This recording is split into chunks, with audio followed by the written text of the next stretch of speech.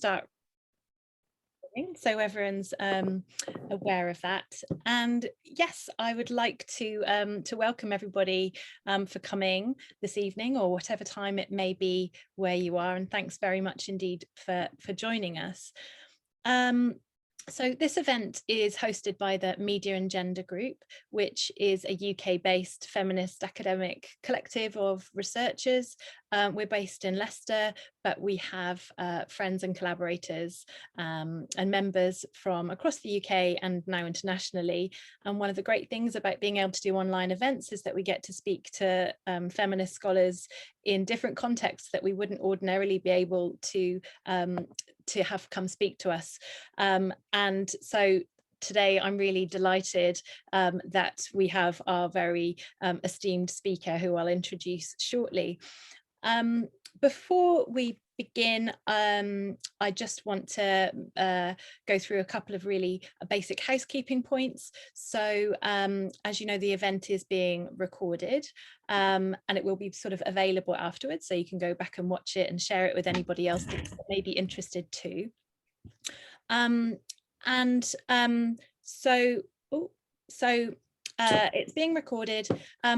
For the moment, if everybody could keep their microphones muted and their videos off until the end, when we'll have a Q&A session. So we'll have the main event, and you can post your questions or comments in the chat box, so please feel free to do that throughout the event, but there will be a chance for audience Q&A at the end. And then just briefly, my name is Gilly Kay. I'm one of the co-conveners of the Media and Gender Group. I'm also based in Leicester in the UK. And I'm really delighted to introduce our speaker for this evening, who I'm going to be in conversation with. So Radhika Parameswaran is Associate Dean and Herman B. Wells Endowed Professor in the Media School. She served as the chair of the journalism department in the Media School from 2015 to 2019. Her research and teaching areas span feminist cultural studies, globalization and media, post-colonial media studies, South Asia, and qualitative research methods. Her major publications include a 2013 Wiley-Blackwell edited encyclopedic volume on global audience studies, 2 monographs in journalism and communication monographs, 30 articles in leading journals in media and communication studies, 5 of which have been reprinted as book chapters, and 15 original book chapters. She's a recipient of the International Communication Association's Teresa Award for Outstanding Feminist Scholarship, and a 2-time recipient of the Journalism Department's Gretchen Kemp Award for Outstanding Teaching. She served as editor of Communication, Culture and Critique, an official journal of the ICA from 2014 to 2016. Her current research projects are engaged with transnational media campaigns against colorism, Indian Americans as news workers, and gender and online comedy. And so in today's event, I'll be talking with her about a recently published chapter entitled Global Feminist Positionality, Coordinates of Time, Space and Location in Research, from the edited collection Reflections on Feminist Communication and Media Scholarship. So I'm really delighted to have her here today and really fascinated to be in conversation with her based on the issues and questions that are raised in this chapter on global feminist positionality.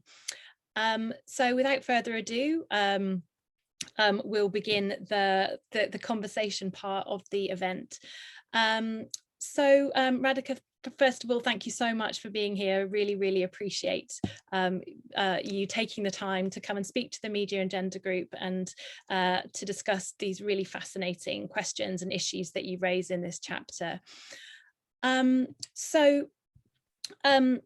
this chapter, it begins with a moment of self-reflexivity, and you recount the time that a student who was a young Black woman who clearly was really deeply engaged with and interested in your scholarship, and she asked why it was that while your work discusses in great detail questions of race and gender, to her it didn't seem to engage with questions of caste, and she wondered why this was. And she also wondered why your work took it as its key subject urban India and not rural India. And this prompted you then to reflect in a very compelling way in this chapter how your own biographical, geographical and institutional positionality has shaped your research in such a way that you say certain voices and perspectives have been missing from, or in your words, silenced in your research. So maybe we can begin with, if you could tell us about the motivations for writing this text and how this interaction with this student led you to grapple with these really difficult and complex questions about the politics of positionality.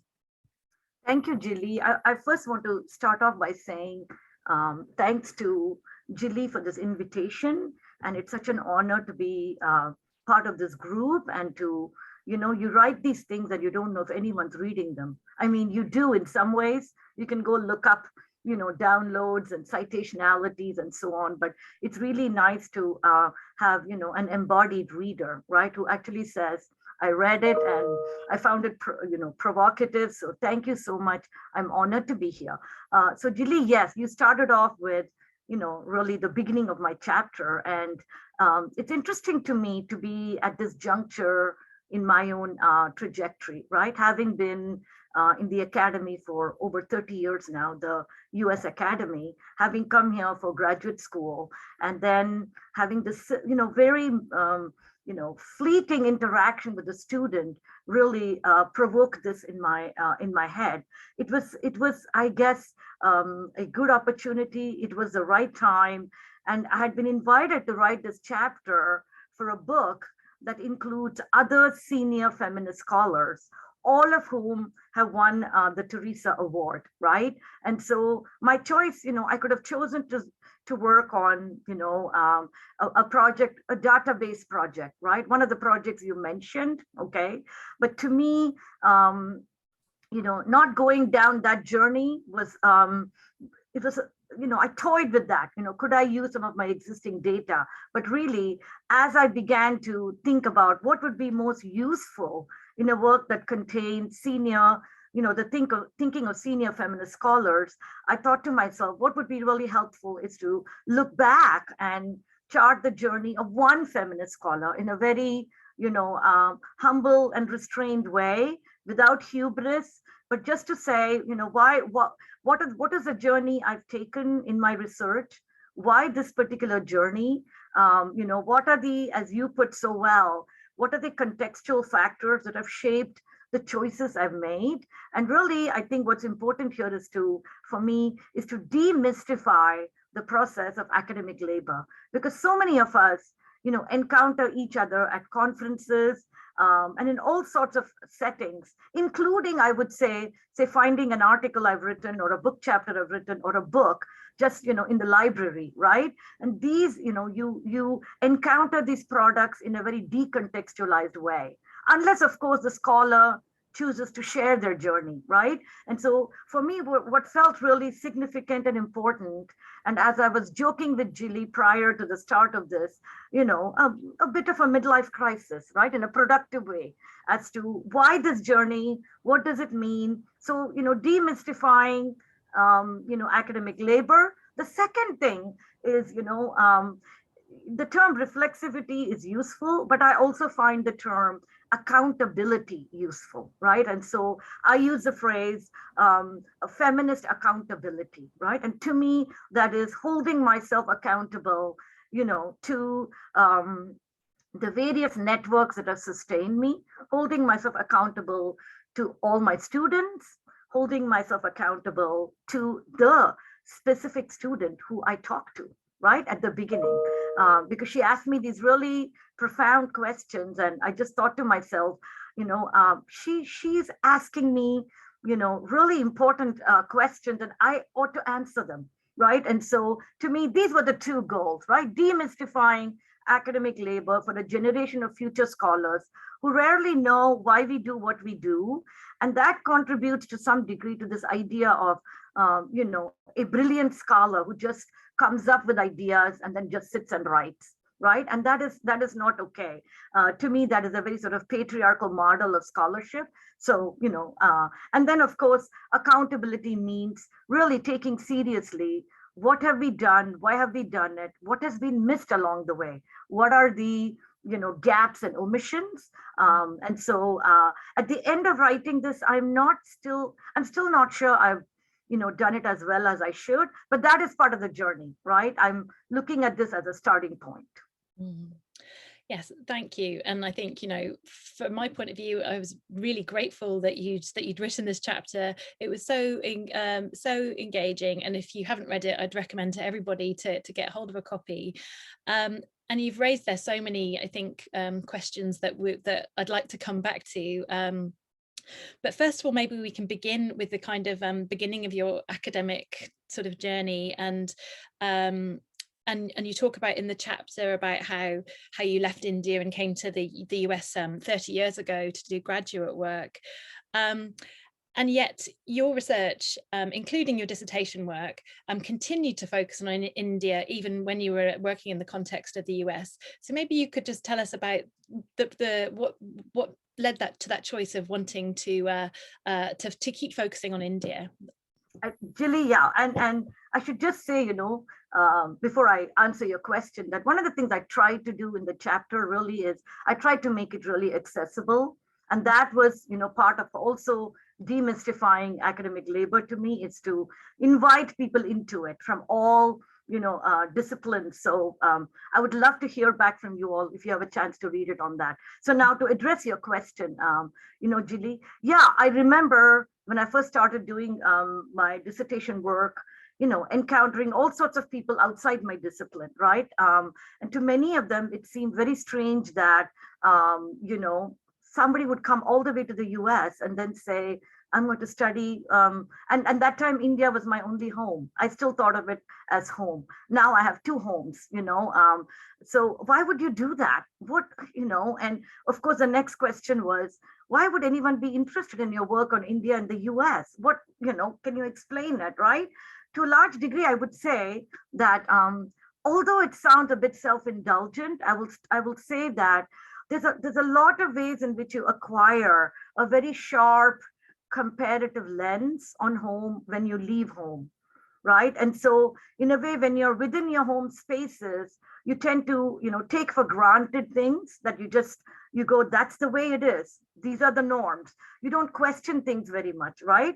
And this was a long time ago, so I was much younger too, right? And so coming here and, learning about feminist perspectives from the West, and then also reading post-colonial feminists, it really gave me a very rich theoretical, conceptual scaffolding for rethinking, reimagining some of the experiences, some of the norms, some of the power dynamics back home. And so in a way, the distance really provided, a valuable comparative lens, right? And gave me a really much sharper sort of analytical, tools to look at what was happening at home. I should also say that on top of that, one of the fortunate, something really fortunate for me was I got my PhD at University of Iowa and took many classes in feminist theory, in gender and women's studies. And I was very lucky that I had feminist mentors who never said to me, can you justify why India? Or, they never suggested that I had to do anything but that which I was passionate about, right? And so that is also something key to remember, is that we don't come into these, like cowgirls, and say, this is what I'm going to do, right? It's very nice to have feminist mentors around you, supporting you and saying, absolutely, you should do that. And let's help you, right? Figure out how to do this. Because remember, once you make a choice to leave home and go somewhere else and do work on your country, there's also the contingencies and exigencies of job markets, right? So how do you, in a quote, I'm going to put it in a crude way, sell yourself to the academic job market in another country while saying that you work on your own country. Yes. So these were all, naughty, tangled issues that I got a lot of help from, all sorts of feminist mentors, right? I will say that something that did help me, kind of settle on the choice, right, of studying India was I was entering a very interdisciplinary field of cultural studies, right? And fortunately for me, there was already this formation called post-colonial studies, right? That had been inaugurated in the humanities. And because cultural studies was so interdisciplinary, I found that I had, a field outside that I could align myself with, okay, and use that field's theories and insights to kind of connect media studies too. You see, so I was very lucky, in that regard as well. Yeah, and then one thing I also like to point out to people is, and that's why I call it the coordinates of time, space, and location, right? Is that the home I had left was not the home I was returning to, to do my work, right? And let me explain what I mean by that. Is that I left India in 1990, and that was when the country was beginning to change dramatically, right, due to liberalization, etc. Not dramatically everywhere for sure. And so in that way, I was studying home, but not a home that had remained static, right? Home is always changing, and our notions of home have to adapt, so that's my rather long-winded response. Sorry, Julie. No, not at all. No, that's really fascinating. And maybe you can tell us then about a little bit more about the conditions that sort of shaped your early selection of projects to work on. So these sort of positions, these contradictory positions of privilege and marginality within the US Academy, part of this sort of biographical positionality. And how these have sort of shaped your ongoing research agendas. Thank you. Yeah. So, back to, let me talk a little bit about, so as I was, studying in the US and doing my graduate work, and then, became an assistant professor, there was a new project going on back home. And that is what, many began to call the new India, right? So this old India, the socialist India, the India with the sort of Gandhian hangover, as they like to call it, right, of middle class frugality, etc., was really dramatically changing. So for me, living in the US, looking back on India was very interesting, right, because there were all these very, very contradictory feelings. On the one hand, some of these economic developments were good, right, in that more and more people were entering, trying to enter the middle classes, more and more spaces, right, seem to be opening up. Yet, as we all know, many of these privileges and opportunities were often in urban metropolitan areas and not, the rest of India, right? So let me talk a little bit about, how do our biographies sort of shape, right, the kinds of projects we take on, okay? One is certainly that, many scholars in the US Academy, who come from the global South, many, we cannot generalize, right? The very opportunities that are afforded to people from the global South who come to the West is the ways in which, the academy is structured in the US, whom it can admit, the people who will be seen as capable of doing projects in the humanities and the social sciences, right? In the US, for example, who can be a teaching assistant, right? What are the skills you have, etc. Are so much, so these are the conditions of, labor and the conditions of the neoliberal academy, right? The ways in which they look at who they can admit, who will be, a good worker here, who can be a good scholar, etc. Right? Those are sort of the priorities of US academic institutions. And so when you look at who comes in here, well, very often the scholars from South Asia particularly tend to be from urban areas. There are, many times they are from the upper caste, and that is me, right? And that's what I talk about a little bit in this chapter. They tend to be people who've gone to English language educational institutions. So their habitus is very much that, of an intellectual elite. So they have access to English language education, English language skills, including writing and reading. Yes. So you can see how that would be seen upon as favorable in the US Academy and perhaps other academies as well, right? In Europe. Okay. So these conditions of economic and cultural capital very much shape, right, who comes into the academy here. On the other hand, so that is sort of, positions of privilege that we occupy, right? So often when I teach, I tell my students, that there are, that definitely I consider myself a woman of color, but in terms of class positioning, I come from a position of privilege, right? And it's interesting because sometimes students think that, you come from the, really wealthy. I am not from a wealthy family, right? Absolutely not. Okay.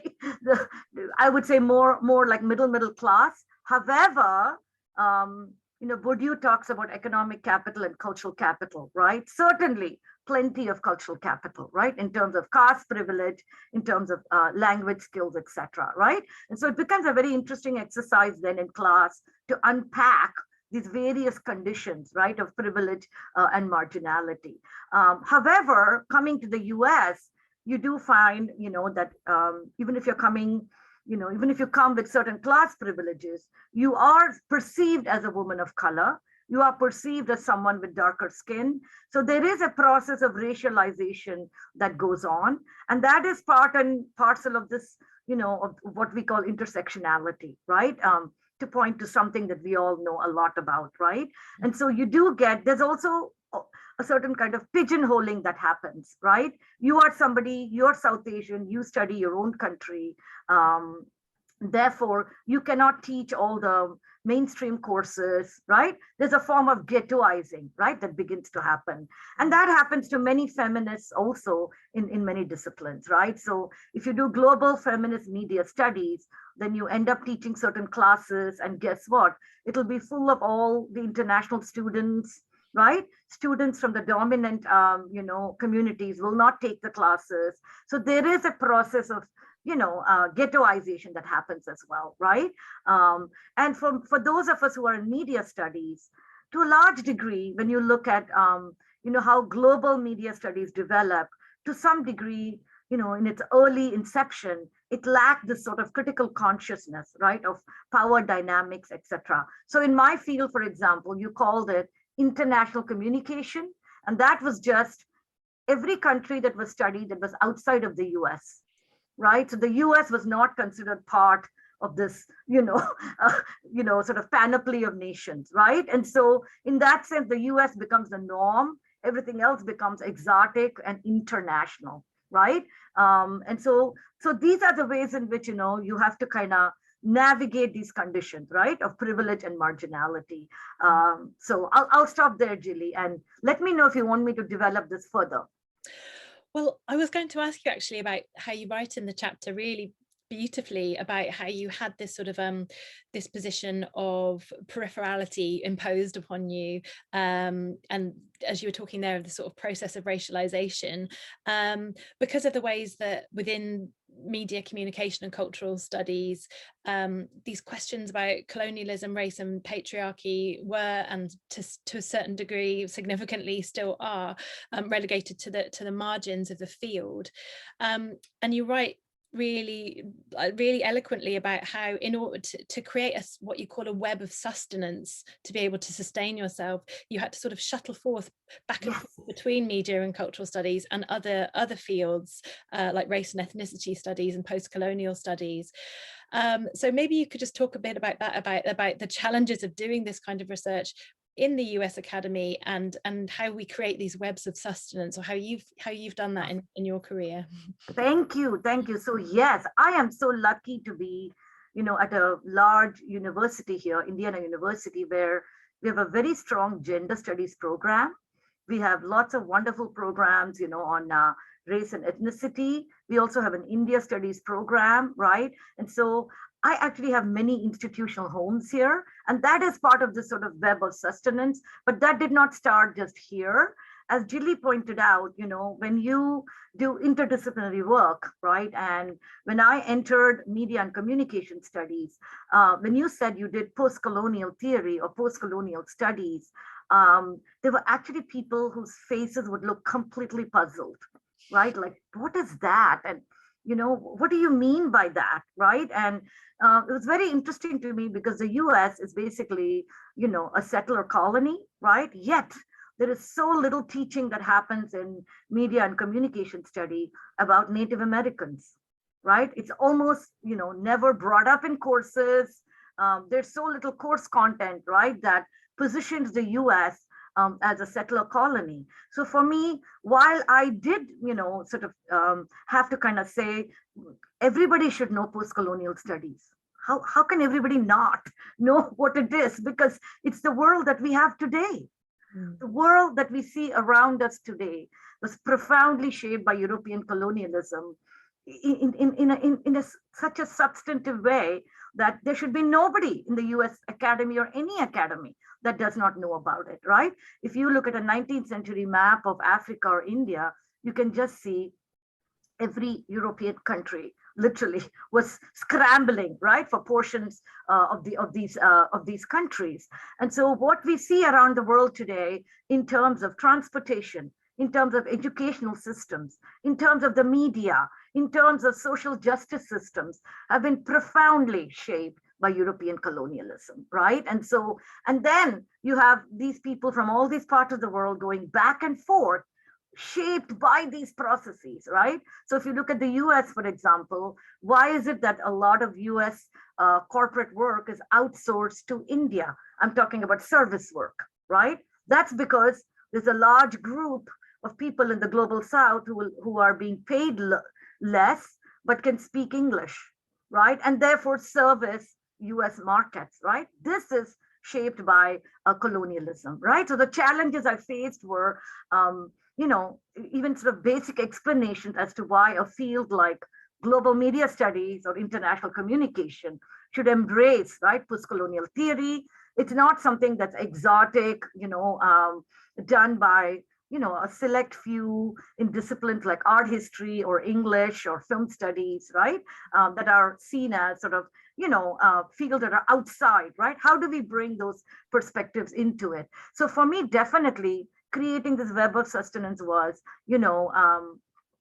finding divisions within, say, ICA, right? That like the ethnicity and race division, the feminist, scholarship division, going to South Asia conferences, going to race and media conferences, right? And really helping build that sort of scaffolding of, of legitimacy and not feeling like I had to argue my way everywhere, right? So you go to these outside spaces, you get your sustenance, intellectual, emotional, and you come back into your own space and you start making arguments for why what you do is important, right? And what has helped a lot is that a new generation of graduate students, have really pushed the boundaries, right? They've taken the initial work that was done by scholars like me, and they've pushed it further. And that makes it easier for professors to say, I belong here. The students need us, right? So when you have a threshold of students demanding these perspectives, that really helps. Fantastic, thank you so much. And you've already sort of started touching on this about how your kind of academic and personal life now involves sort of this sort of bifurcated and bicultural life. And I wondered if you could talk about how your academic interests and your projects have evolved and changed over time as you spent more time in the US, as you've carved out this space in the academy, and how your interests may have changed or evolved. Thank you. Yeah. So, you leave your home and you go live somewhere else, and soon that's a home as well, right? And so definitely, moving away and living somewhere else for a long time, gives you new ways of looking at the world. You also start thinking about, as an academic, how can you bring the two worlds together, right? Do they have to be so separate? Okay. How can you bring India into the US? How can you take the US to India, right? And going back and forth, right? And so for me, just let's see, last year I published and I'll be happy to share it with you, Jilly. I wrote an essay on our new Vice President, Kamala Harris, right? And I could not believe this woman has appeared in my in public life here. It's like she appeared only for me. No, I'm joking. No, it's not just for me, but it's been interesting to me because here you have, a vice presidential candidate, and we were studying sort of her campaign, at that time, who is biracial. She's half Indian and half Black. Her mother was South Indian, a part of the country that I came from. Her father is Jamaican, and so it was. And I had a graduate student who was also very interested in her biography, and it was fascinating to, poke into this woman's life, this Kamala Harris, who appeared out of, it's sort of like, wow, she's bringing together, right, these issues that I'm so interested in. So it was very interesting, sort of parse out her identity. How has she positioned herself as Black?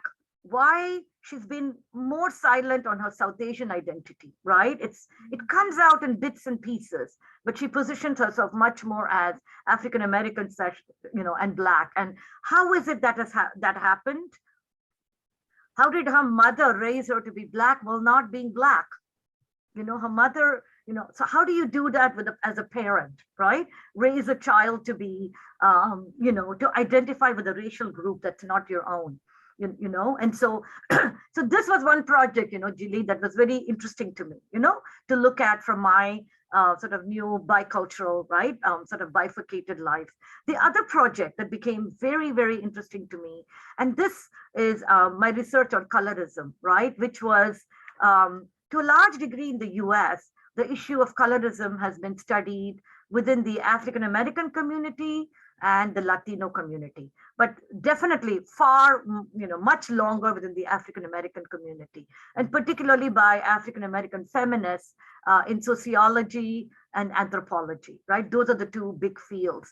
And so when I began to do my work on colorism in India, and really what sparked that was, I was working on a project on Indian beauty queens, and these were 4 Indian women who had won Miss World and Miss Universe consecutively, right, in a row. And these were celebrated as, sort of the apotheosis of India becoming a global power, right? Very interesting, okay?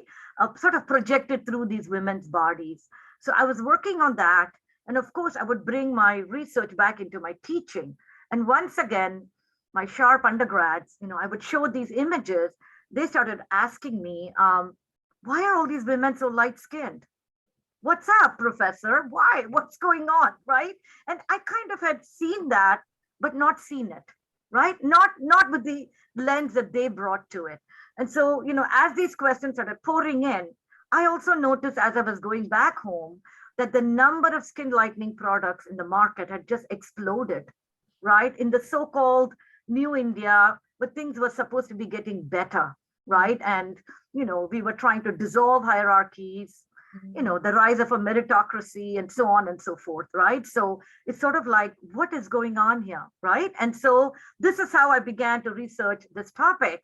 And of course, as I discovered, very little work done, in the sort of Indian, South Asian, post-colonial scholarship on this issue. And that is because when you look at the issue like colorism, it cannot only be attributed to colonialism in India, right? So there's also caste, there's also, colonialism is certainly a factor.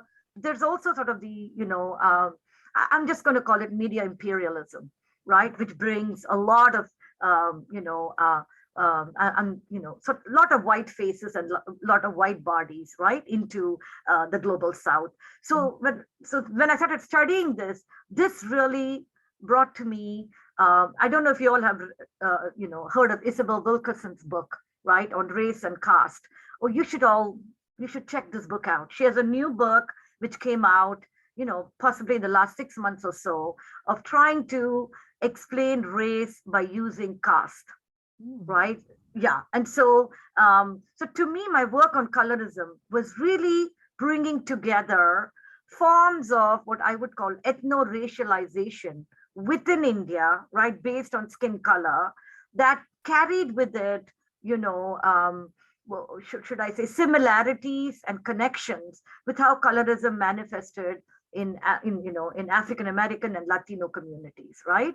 And so it was really, really interesting how it brought my life together, right, in India and the US. And colorism is a global phenomenon, of course, but living in the US, and looking at how, slavery was part of the sort of, institutional factors that have shaped colorism, but looking in India at the caste system, looking at colonialism, comparing, right, these hierarchical institutions really allowed me, it's given a new lease on my life as a scholar, as a teacher. And, to the extent possible, I would say I don't call myself an activist because I'm not. I work in the academy. I honor the term activist for what it means. I don't like to dilute it and simply use it as a form of virtue signaling. I want to honor that, but still, I've connected with a lot of activists over this work, right? Both in the US and India. So this, is an example of a project. My work on Kamala Harris, right, is also an example of a project. And I suspect, I will have more as we, I don't know if you all have heard of the comedian Lily Singh. Lily Singh, who's from Canada. She's very, very prominent in the US. I'm beginning to look at her life as well, as part of my research on comedy. Mm. Well, fascinating. Oh my goodness, so much exciting things to look forward to reading. If we could sort of come back to the sort of central concept in the chapter of global feminist positionality, and you tie it very much to the idea of reflexivity in the chapter. So could you tell us about the which scholar or scholars have you found most useful in helping you develop this concept? That would be great if you could tell us about that. Thank you, Jilly. And I don't mean to, maybe this is another question, but I'll address it now. And that is, the concept of reflexivity is not without controversy, right? It can be very controversial. Certainly, you saw it in, you saw the concept become very important in anthropology because you had a lot of scholars from the West going into the global South, right? And then producing knowledge. And a lot of times it was taken as knowledge that is, let me put it this way. It was never as knowledge that is mystifying. And I say mystifying, not that it's not understandable, but that it emerges almost like God, from people who are godlike, right? Mm-hmm. Performing what Donna Haraway calls the God trick, right? And so, and then, you also had some scholars criticizing reflexivity because in a way it can descend into kind of a kind of narcissism, right? Where it's no longer about the project, it's no longer about power dynamics, but it becomes all about the scholar, right? And what I want to say is reflexivity need not be narcissistic, right? I think we can find ways to do it very productively by using this concept of what I call positionality, right? Which is, it involves your biography, but it's not looking at your biography in a neoliberal way, right? But really looking at what are the, power structures, institutions, what are the dynamics of migration, right? And a host of other structures of gender, caste, class that have enabled scholars to do what they're doing, right? So it can be a sort of humbling process without being part of what I would call humble bragging, right? Where you're trying to pretend to be humble, but you're not, right? And so I think, so I think we can do reflexivity in a very, very sort of productive way. The scholars who have really helped me, I've already mentioned one, is Donna Haraway. And I like the way she calls it, what reflexivity can do in a constructive, productive way is to acknowledge that we only have partial perspectives, right? That is, that what we are producing is a located form of knowledge from where we are situated, right? We have access to only certain kinds of subject positions that shape the kinds of sites we have access to, the kinds of human subjects we have access to, right? So if you're a woman, going back to India, for example, can you go into all male settings and gain access to men in a way that a man could? You cannot. And that is the same for a male scholar. Some of them cannot access spaces that women can, right? And so acknowledging these is really important, I think, without getting into one's own sort of, in my childhood, I liked French roast coffee. It doesn't have to be about, sort of self-indulgent, right? Biographical details.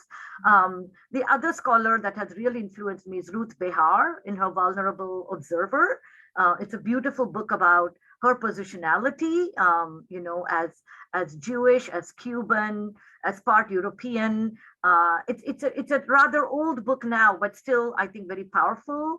I also appreciate Laila Abulugod, who's an anthropologist, who's gone back to Egypt to work and reflecting on how she got there and how she gains access to her subjects. She writes beautifully about, working among the Bedouin and, her positionality, even as a mother, right? How that shaped her interactions with her subjects, right? And so, so I think there are a lot of scholars who can help us think about this. There's also a scholar called Daphne Patai. Chandra Mohanty is another person that I really, appreciate. The one thing I'll say, Jilly, is a lot of the scholars I've cited are not from media studies and communication, right? Mm-hmm. So this is not a discipline that has subjected itself to the kind of, reflections on, positionality in a productive way. I hope we can begin to do that some more, right? So that our discipline also, joins these other disciplines. Yes, absolutely. And you write in the sort of chapter about how this could provide a sort of conceptual scaffolding and be a productive tool to sort of facilitate critical thinking, and also about the academic labour of research and teaching. So maybe you could just say a little bit about how you see it as sort of as providing this conceptual scaffolding, and how this, how it might be productive rather than something which, like you say, is a distraction or seen as a form of narcissism, how it can enrich our scholarship. I think, it can be a very powerful tool, to constantly ask ourselves, why am I studying what I'm studying? How is it useful to the world? What are the gaps and omissions in this piece of research, right? And I think as you advise and mentor students, helping them do that as well, right? So that they can enrich their work, the boundaries of their work. They can think about, why am I choosing to interview these subjects? Can I think about others who might enrich, right, my research design? And even if you can't do it in the immediate future, thinking about perhaps, doing that later on when you have more time and when you have, you can build access, right, to communities that you may not have access to.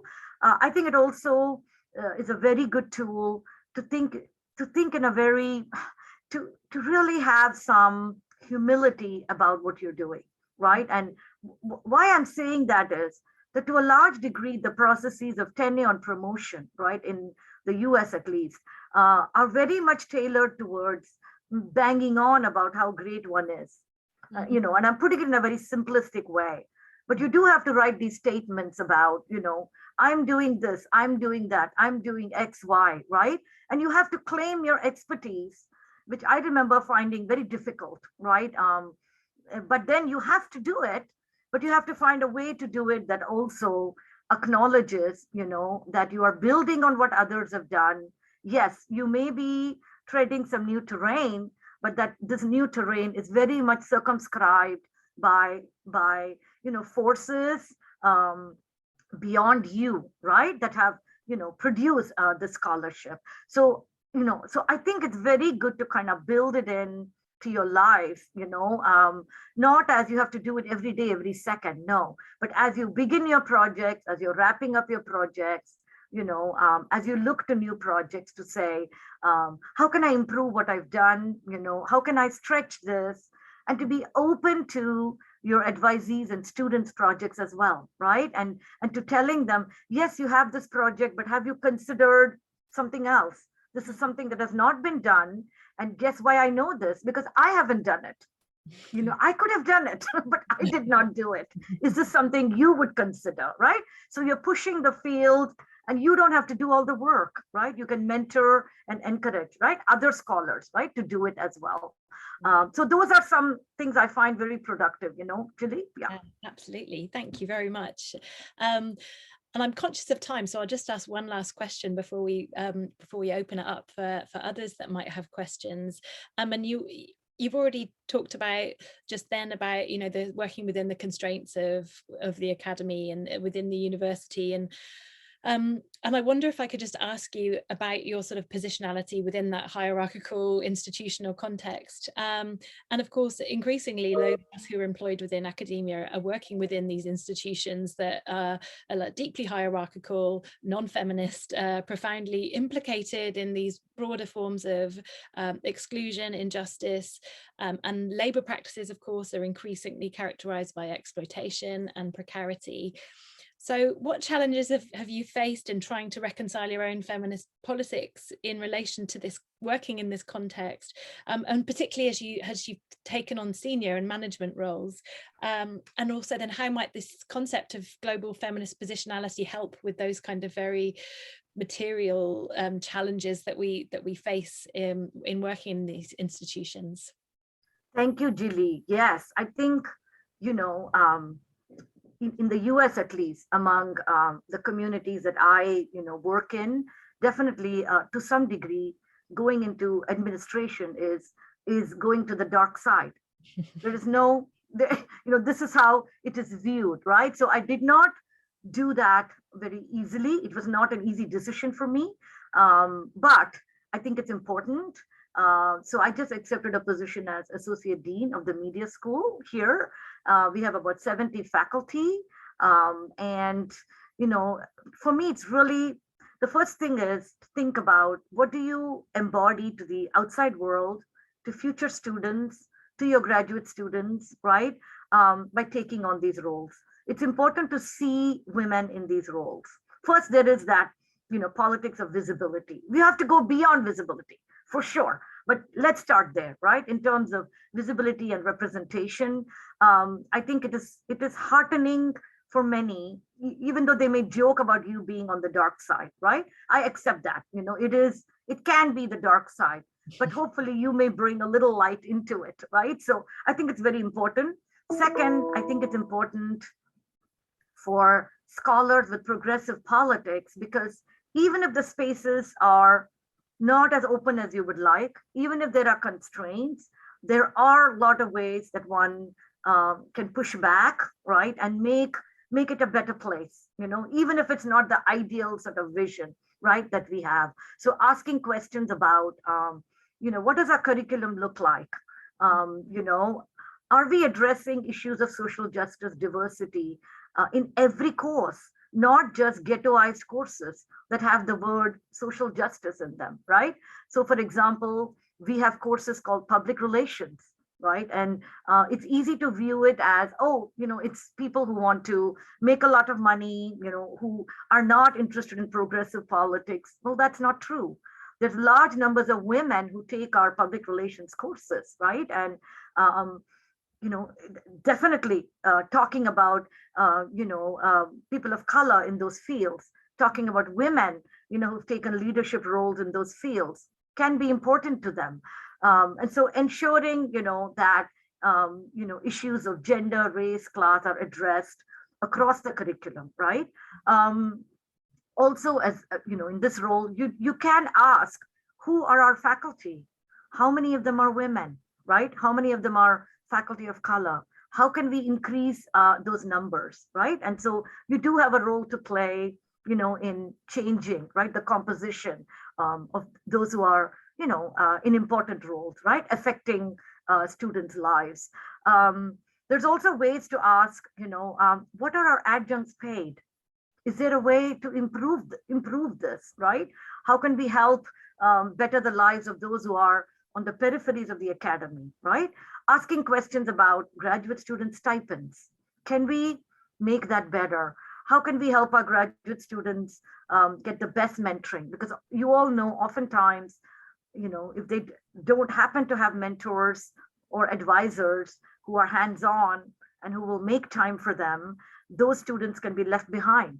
How can we ensure that across the board, all our students have some access to a mentoring structure that is fair and transparent, right? And so I would also say that, we have colloquia and seminars, right? Oftentimes, the culture in these spaces is someone who can talk the loudest, someone who can perhaps string a lot of jargon together, right? People who often operate in ways that silence those, who do not come from structures of privilege. I hope you'll understand what I mean, right? That there are ways in which those spaces operate, right? And I would like to begin to address those kinds of sort of micro level interactions as well, right? How can we create a climate where everyone feels comfortable to speak? You don't have to be, there's a word we use in India, you don't have to perform poshness, right, in order to take up space, okay? But these are sort of ways in which I think we can make some interventions, right? And so for me, I've looked upon this as a challenge to put some of my politics into play, implement some of my politics in ways that matter. Mm.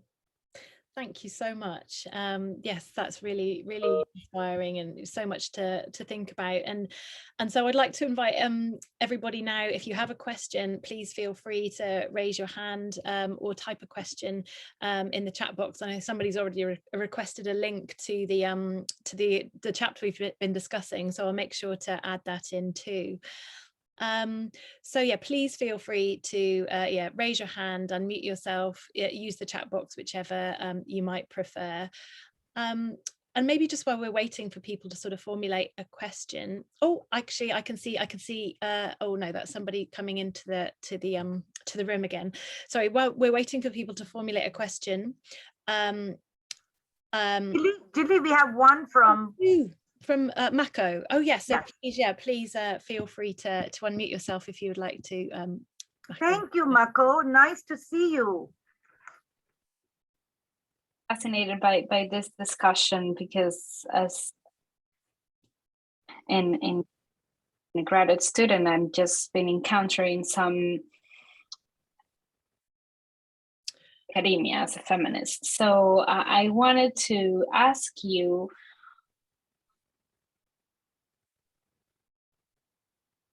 Mako, I'm losing you. I don't have volume. Same for me. You're sort of coming in and out, so we can hear you sometimes and then not. So how about now? Better. So I'm just asking you that what does it mean to you to be a feminist? Because this might be a silly question, but it's not. And how, in your own positionality of being a feminist, do you look into your studies, right? Like how you use your feminism in, as you were mentioning, in your positionality and in your humbling process into the production of knowledge, separating itself with this structure of being, the owner of truth. Like, it's very complicated, but yeah, that's my question. Thank you. So, Mako, it's interesting. Who you are as a feminist.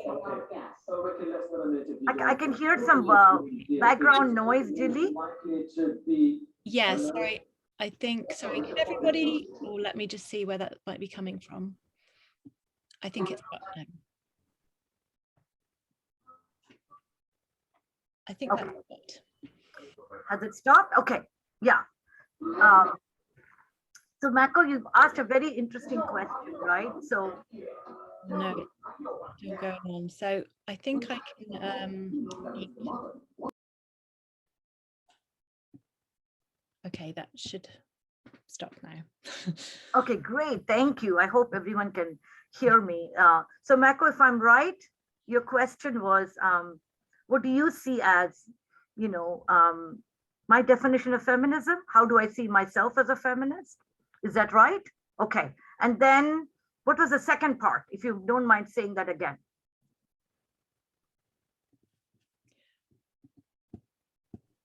Oh, you're muted. I'll ask.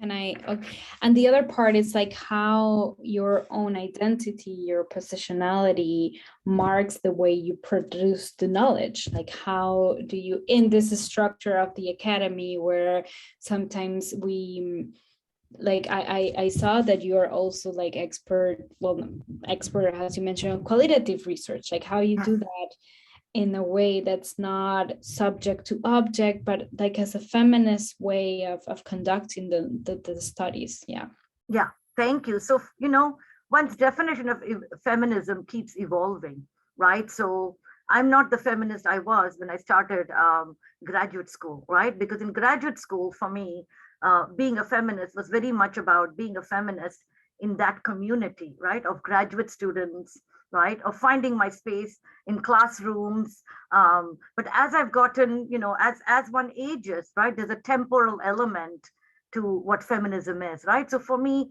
as I've gotten older, as I've, sort of aged within the academy, and now, even being within administration, to me, the first thing about being a feminist is really looking at how have institutions been shaped very deeply by sort of patriarchal structures, right? So the very definition of an academic in many ways is so deeply saturated with what we think of as performances of traditional masculinity, right? Who takes up the most space, who gets to be the most dominant, right? To a large degree, there's a culture of stardom within the academy. We have academic celebrities, academic stars, right? So to me, as I've, traveled through the academy, questioning and trying my best, one cannot do it alone, right? To deconstruct those structures and say, why is it that we are so wedded to these cultures of stardom and celebrity, right? How is it that, the academy is very preoccupied with trends? So somebody will produce a term and suddenly everybody has to do that, right, to get into the job market. So for example, does every project, right, today only have to be about digital media? Are there worlds, right, that are not, all the time circumscribed only by digital media? Certainly that is a space of power, and the world is being shaped by that, right? But who are the people who are left out of it and not able to participate? So for example, there's this idea that everybody now has mobile phones, right, all over the global south, including women. And so suddenly now everybody is empowered. Well, that is not true, because these people who have mobile phones do not have, for one thing, they don't have Apple phones, right? These are very basic, simple phones, but they also don't have laptops, desktops, right? So when you look at the privilege, we have a phone, but we also have access to all of these other, right, infrastructures, right? And so to me, being a feminist is sort of really looking at, so what are the within the academy, what are the, structures that call upon us to do certain kinds of projects and not do certain kinds of projects? And how are issues, of class, marketability, all of these tied into the projects that students are pressured to do, right? How can we make space for students to do the projects they really want to do and still find jobs in an academy that's structured in a very capitalist way, right? How do I help my students do that, okay? And then, of course, within, you said how does it shape what I do, every day, right? As an academic, as an administrator. I'll give you one example, Mako. In the university that I work in, we have faculty and we have staff, right? This is very much to some degree a class system. People don't see it that way, right? We have staff who are doing all this work, my gosh, behind the scenes who don't get a lot of prominence on websites, right? They don't have, tons of chapters, they cannot be endowed professors, right? But yet they're doing all this work. So for me, soon as I came into this position, I've been working on, how do we bridge this sort of class system, right? How do we treat staff the way they ought to be treated? And you also know a large number of the staff are women, right? The support staff are women. So this is also, right, a feminist issue. How do we make sure, they have respect, dignity, that their voices are heard? I have to say, a lot of administrators in my school are also men, right? So me being here as a woman, I've noticed that a lot of the staff come talk to me about their concerns. So that's an important feminist position to take as well, right? And so I don't see what I do as a feminist just as something that can be compartmentalized. I try to, as best as possible, infuse it in everything, right, that I try to do. Great, thank you, and thanks, Mako, and and please feel free, anybody else to jump in with a question too. We do have a little bit more time. Oh, we've got a couple more people joining us that I think may have dropped out of the session and rejoining us. While we're waiting perhaps for another question, I was wondering, Radhika, if you could talk a little bit, I guess, about vulnerability, because I guess acknowledging your positionality inevitably in some ways involves sort of personal reflections and reflecting on one's own personal positionality. And to what extent does that kind of make us vulnerable as feminist scholars, and to what extent is that a problem if we are making ourselves vulnerable? That's a very good question, right? Because to a large degree, you will see that, perhaps it's feminist scholars who are also women. I'm not saying men cannot be feminist scholars, right? If we are the only ones writing about our positionality, right, then that can become another source of, it can be used in a way against us, right? So here are all these scholars writing about, the things that they didn't do well, the things that they omitted, etc., right? In a way, it can be framed as, failure, right, Julie? It can be very much talked about as, well, so are you actually undermining everything you've done, right? And I think that's a risk that you have to take, okay? But I think that to me, it's not something that's optional, right? It's not an option. To me, we should all be doing more of it. We should encourage male scholars to do more of it. One of my male colleagues recently said to me that, a lot of my work has been influenced by my soccer fandom, right? And it's not apparent, but it has been, right? And I said, well, and he's writing about it now, right? And I think that's really good. And we should have more scholars doing that. Yes. A lot of my work was influenced by me not being allowed to play sports, right? I maybe would have written about sports, right? So I watched my father and my brother very much participate in a culture of cricket in India, right? Which is very much about masculinity. But if as a young woman, you were not allowed access to that culture, guess what? The projects you choose later on are not going to be about that, right? And so I think we should all be writing far more candidly about what, and then I think we get a glimpse into why the academic field is structured the way it is. And perhaps we can intervene and change things, in ways that are very organic and authentic.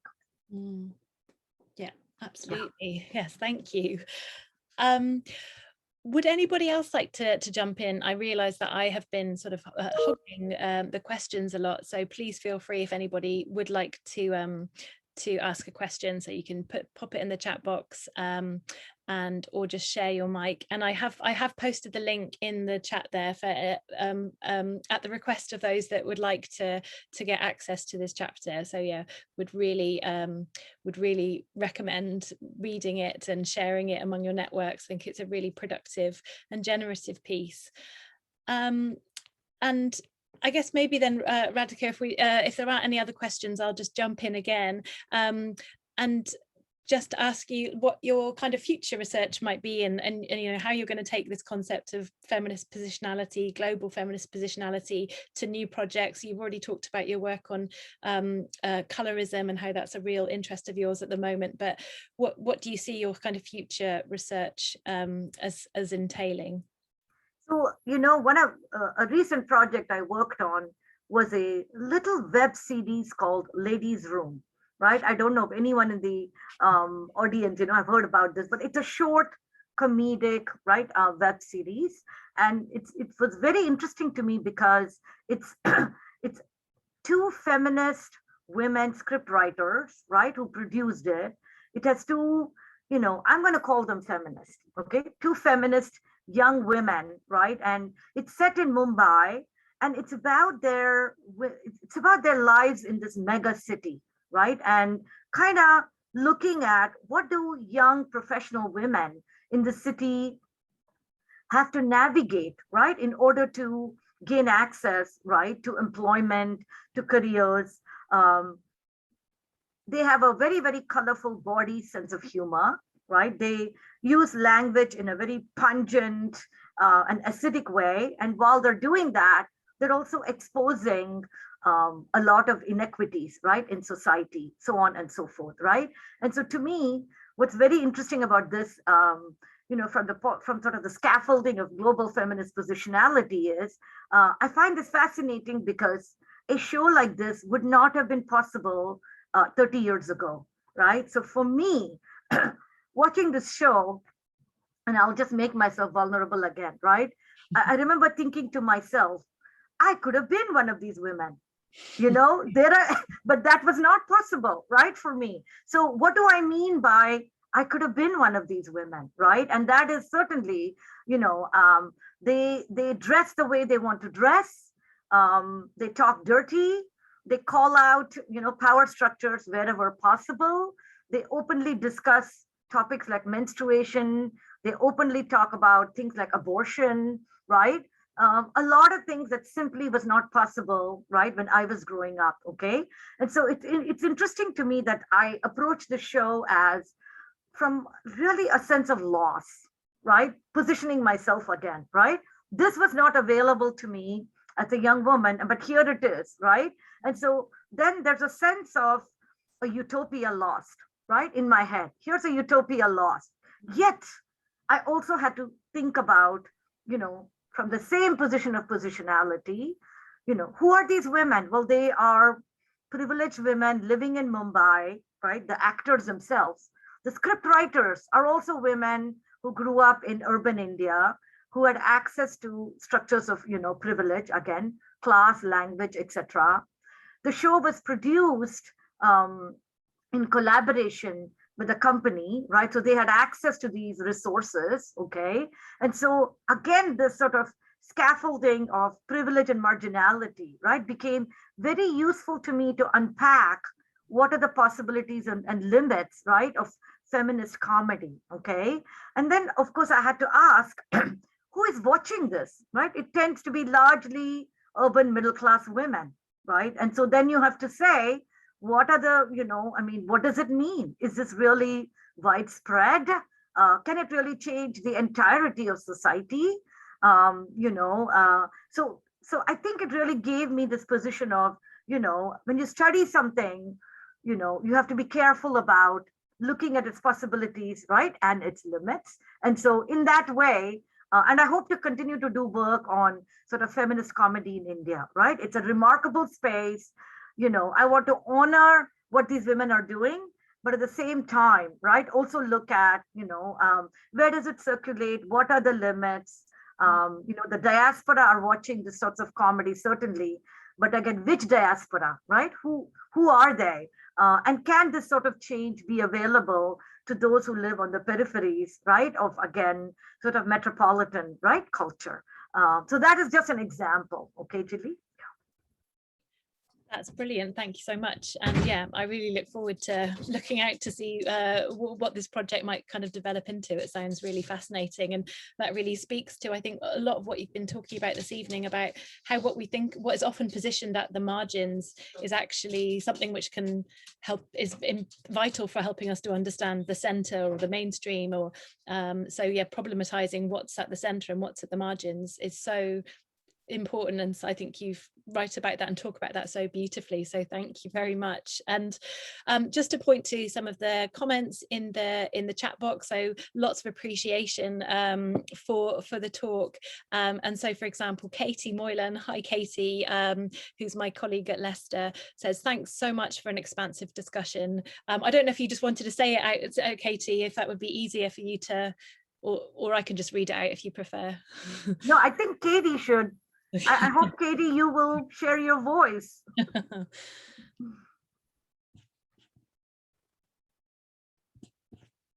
Can you unmute?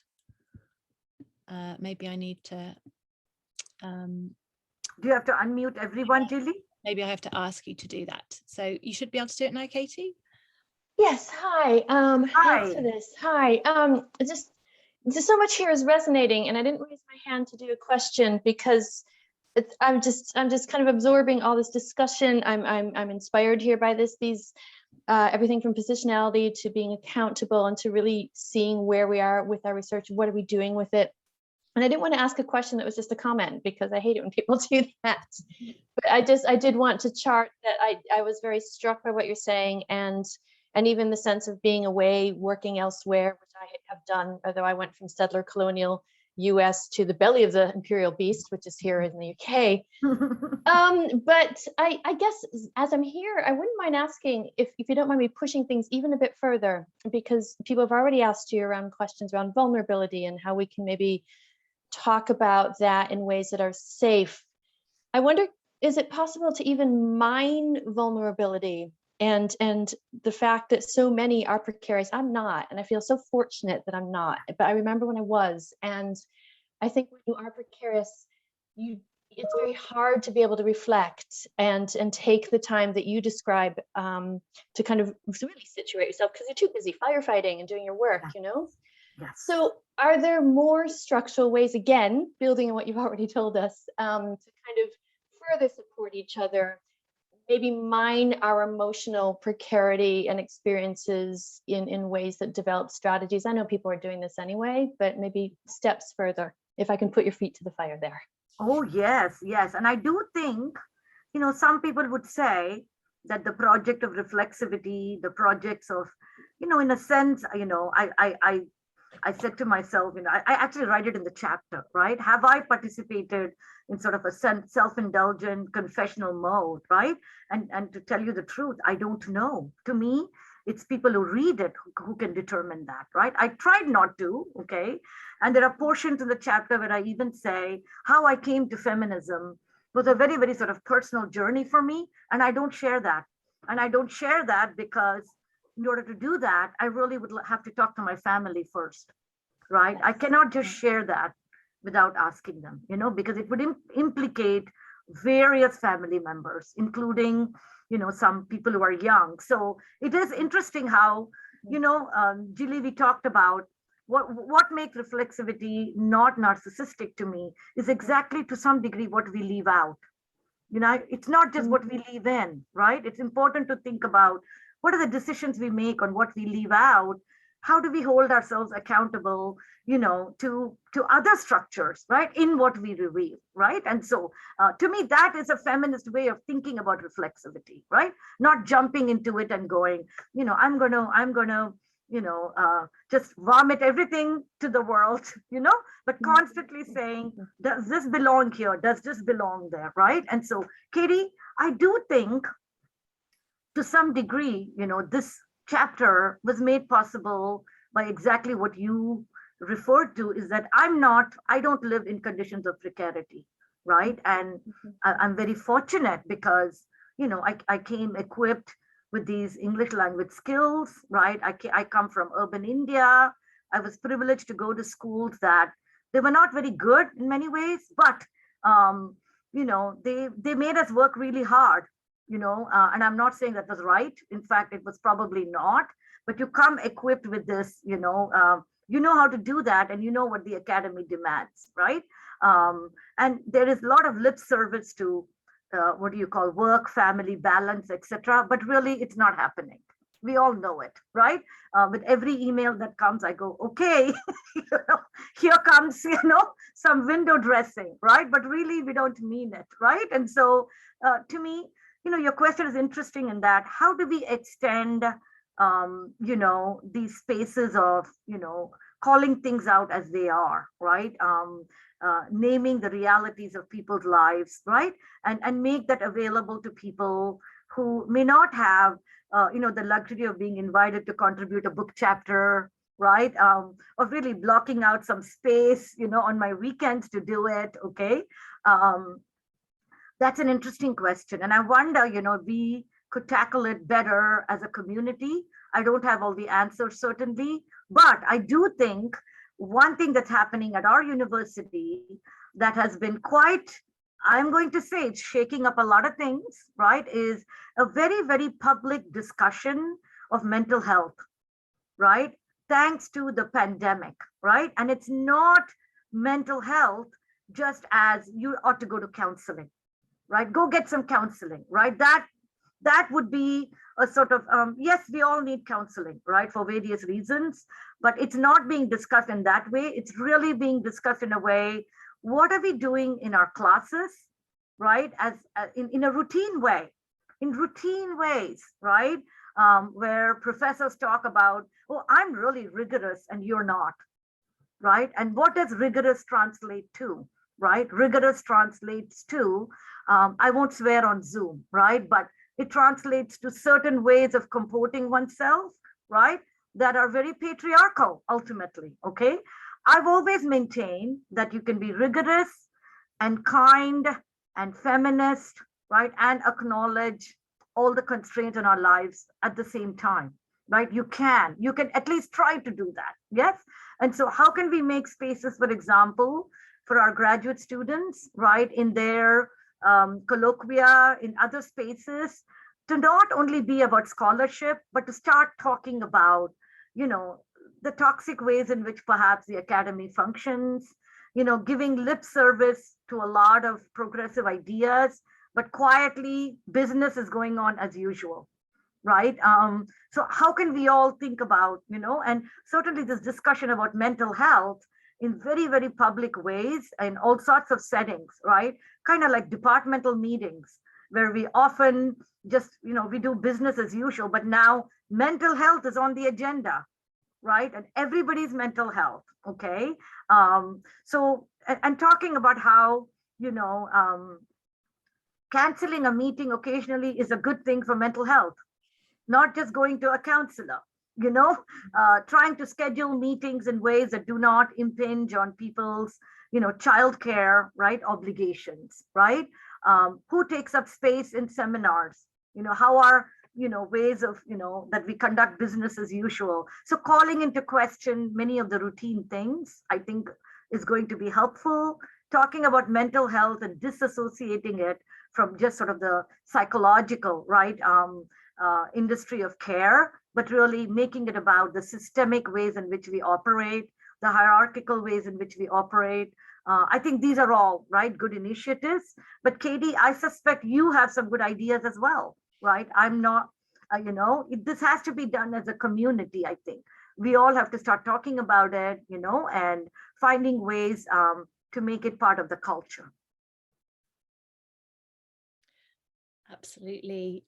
Yes. And yeah, I mean, I would just jump in there that so the media and gender group that's sort of hosting this, I would see that very much as one of the, so kind of a way of trying to exist in the academy.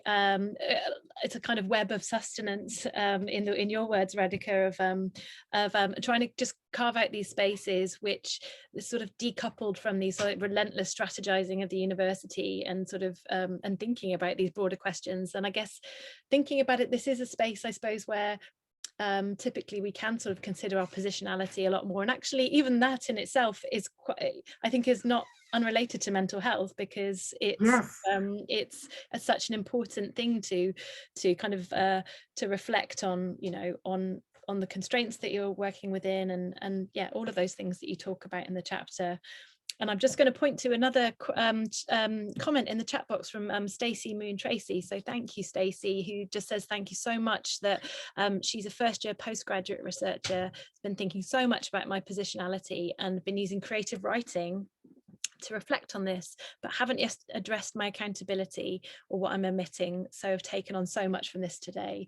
So yes, so I mean, and I would also just echo that. I think it's been really, really inspiring and generative, and you know, for because of course it invites us all to reflect on our own positionalities, and so it's really wonderful that you're kind of carving out this space, which is allowing others to then, you know, come in and think about their own positionality. So I'd just like to thank you so much, Radhika. Thank you, Julie. Sharing all of your inspiring and fascinating thoughts with us. And yeah, and hopefully we will be able to keep connected and Yes. you know, and create this sort of international web of sustenance as part of this feminist academic community. I would love that. And I hope, you know, Julie, if you could share the chapter, and, you know, you all have piles of things to do, but if you should happen to read it and have questions for me, I would appreciate it. Yeah. So, because the only way, as I said, for me to know that this is not self-indulgent is, you know, for people to say, no, it's not. It'd be very helpful, because I want to say to Stacey, Stacey Moon, you know, is that, you know, I wrote this, but really, you know, what it is not solely in my hands. You all understand this, right? As a, I was introduced to Radway's work early in my career, right? And I'm very much wedded to, you know, thinking about reception and not just production. And so, you know, if you all have the time, I would love to hear from you. And I want to thank Julie again. Julie, it was so nice to go back to my chapter and read it again. You know, it was sort of an out of body experience. So thank you for doing that, because sometimes you write these things and you go, I can't look at it because I'm going to see how bad it is, you know.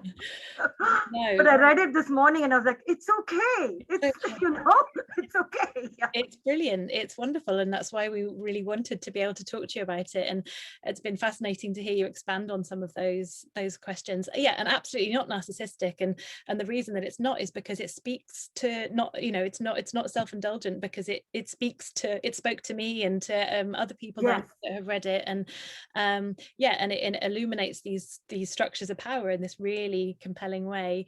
So yeah, so thank you so much. And if you're happy for me to share it with the group, then I would love for you to share it, right? Because I'm really keen to figure out, you know, I use this term of feminist politics of accountability, right? So I find positionality and reflexivity, you know, that they should be really linked to that. And so I'll be eager to hear what you all think. You know, what goes into a feminist politics of accountability? How do we hold ourselves accountable? For example, for Katie to say, you know, I used to be precarious, but I'm not now, right? And to acknowledge that, to me, is a politics of accountability, right? It's saying I'm not, and I'm fortunate, but at the same time, you know, I'm thinking about others who don't have my position, right? So that to me is one manifestation. But what are the ways in which we can continue that project, right? And have it be part of our everyday lives, our scholarly lives, and so on.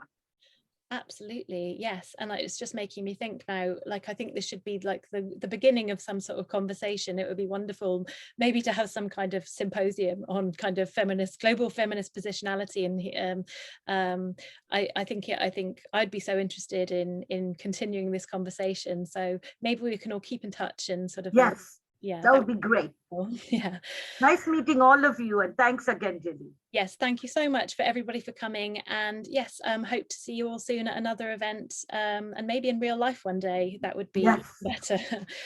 Okay, have a great day wherever you are, everybody, and thank you so much for coming. And thank you. Bye, Julie. Bye bye. Bye bye.